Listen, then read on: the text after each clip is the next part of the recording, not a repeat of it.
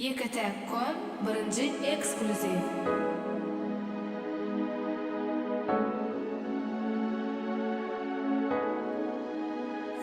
Diyettim men sen yanımda, ölünçen yanımda, mahımcan yanımda.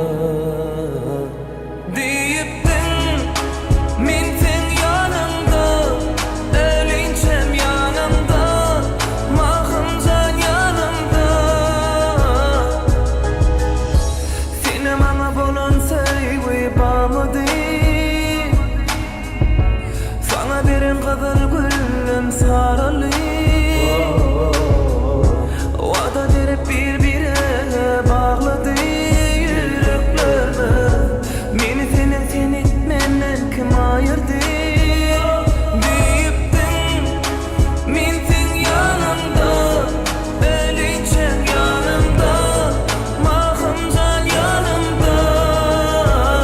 Deyiptin men sen yanımda, ölünçen yanımda, mahımcan yanımda.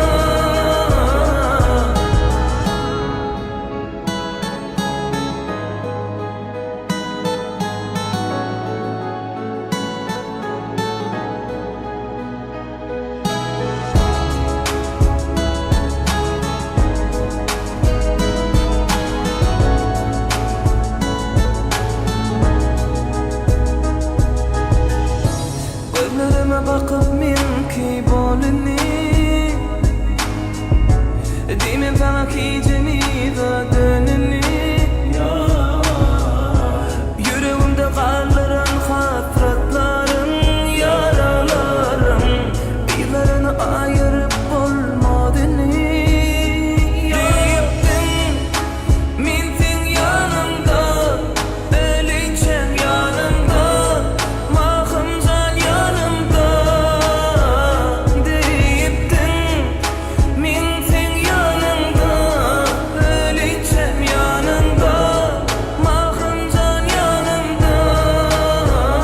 Deyiptin men sen yanımda, ölünçen yanımda, mahımcan yanımda.